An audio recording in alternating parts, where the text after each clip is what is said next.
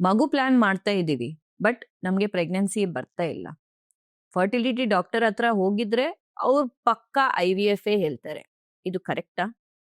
ನಮಸ್ಕಾರ, ನಾನು doctor Sneha Shetty, clinical director, chief fertility specialist, laparoscopic surgeon ಮತ್ತೆ ಗೈನಕಾಲಜಿಸ್ಟ್, ವ್ರಿಕ್ಷ್ ಫರ್ಟಿಲಿಟಿ ಬೆಂಗಳೂರು ಇಂದ. ಎಲ್ಲ ಕಪಲ್ಸ್ ಫರ್ಟಿಲಿಟಿ ಹಾಸ್ಪಿಟಲ್ ಬಂದ ತಕ್ಷಣ ಸ್ವಲ್ಪ ಬೇಸ್ಲೈನ್ ಟೆಸ್ಟ್ಗಳೆಲ್ಲ ನಾವು ಮಾಡ್ತೀವಿ. ಆ ಪರೀಕ್ಷೆಗಳನ್ನ ನೋಡ್ಬಿಟ್ಟು ಸುಮಾರು ಕಪಲ್ಸ್ಗೆ ಬರೇ ನಾವು ಲೈಫ್ ಸ್ಟೈಲ್ ಚೇಂಜಸ್ ಎಲ್ಲ ಎಕ್ಸ್ಪ್ಲೇನ್ ಮಾಡಿ ಮಾತ್ರೆಗಳೆಲ್ಲ ಕೊಟ್ಬಿಟ್ಟು ಕರೆಕ್ಟ್ ಟೈಮ್ನಲ್ಲಿ ನೀವು ನ್ಯಾಚುರಲ್ ಟ್ರೈ ಮಾಡಿದ್ರೆ ಸಾಕಾಗುತ್ತೆ ಅಂತ ಹೇಳ್ತೀವಿ. ಸ್ವಲ್ಪ ಜನಗೆ fertility treatment, basic fertility treatment IUI ಇಂದನೇ ಪ್ರೆಗ್ನೆನ್ಸಿ ಟ್ರೀಟ್ಮೆಂಟ್ ಆಗ್ಬೋದು.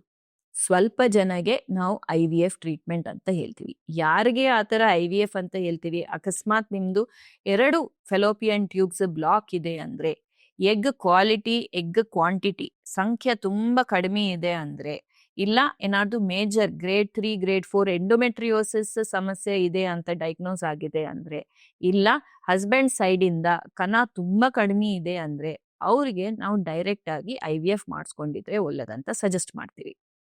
IVF ಅಂದ್ರೆ ಲಾಸ್ಟ್ ಆಪ್ಷನ್ ಅಲ್ಲ.